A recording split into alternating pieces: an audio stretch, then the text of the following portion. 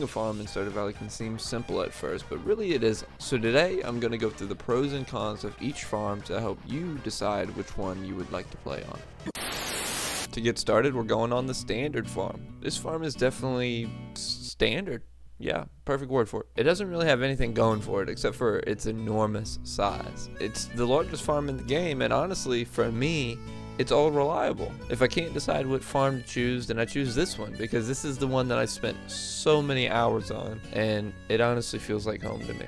Moving on to number 2, the Riverland Farm. This farm is great for fishing, but that's about it. It doesn't really have much space, so it's hard to farm and it's hard to build stuff on. But if your goal is to beat the game while just fishing, then you got that. You know, this is the perfect farm. But other than that, I don't really recommend this farm. Number 3, the Forest Farm. The Forest Farm is an interesting one in my opinion because it gives you access to hardwood early in the game, and it also provides you with forageables around your farm. In my opinion, this is one of the best farms. I really like it. But moving on to the next one, the Hilltop Farm.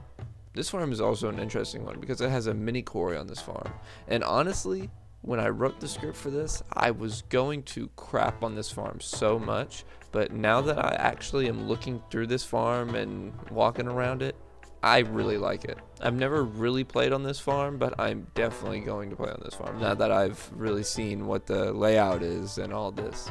Number 5 is the Wilderness Farm, and the only difference between this and the other farms is the fact that monsters are able to spawn on your farm. This is an alright gimmick, but the issue is, what if you don't want to deal with monsters one day? It isn't like you can make them go away. Also, another issue is you can make monsters spawn on the other farms as well through something with the wizard. I'm not even entirely sure how.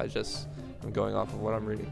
Honestly, I do not recommend this farm. I don't really like it at all, but moving on to the next. Moving on to the Beach Farm. This is one of my least favorite farms because placing literally any structure on this beach makes it look so ugly. If I place a coop on this farm, it's going to look ugly. A barn, the same thing. Because look at these trees. They look horrible. They look out of place. I don't like them. Personally, I hate them. These stumps at the bottom. I don't like them. I really don't like them. Something I also forgot to mention is that you get a very small patch of land you can actually farm on. And within that small patch of land is huge logs. So throughout the first part of this game, you can't even farm on half of the farmland available to you because these logs are in the way. Alright, moving on to the 7th farm, the Four Corners Farm. This farm is great for multiplayer, but other than that, I don't really like this farm at all. It has a quarry and all these other great things, but it just looks ugly without anybody else with you. If you're playing it single player, it just doesn't look right to me. So honestly, if you're single player, don't choose this one. But if you have somebody else, then I would recommend this one. Alright, moving on to the 8th farm, the Meadowlands Farm. On this farm, you start off with a chicken coop that's fenced in, you know, the whole 9 yards. And this blue grass that you can see, I mean, chickens just love it. But I have an issue with this farm because think about it. If your grandfather is on his deathbed and he hands you an envelope and it says, oh, here is the keys to the farm or whatever it says, the deed to the farm, I don't know. But basically, he gives you the farm. You open that letter 10 years in the future, however long you wait. You get to the farm. And it turns out, oh, your grandfather left two chickens in a chicken coop just unattended for a decade.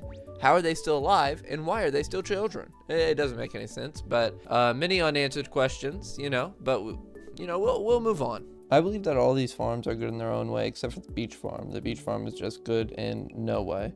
But it just depends on what type of gameplay you want from Stardew Valley. If you want just fishing, then go with the Riverland Farm or the Beach Farm. If you want a standard farm, then go with the standard farm, you know? I mean, it's just whatever you want.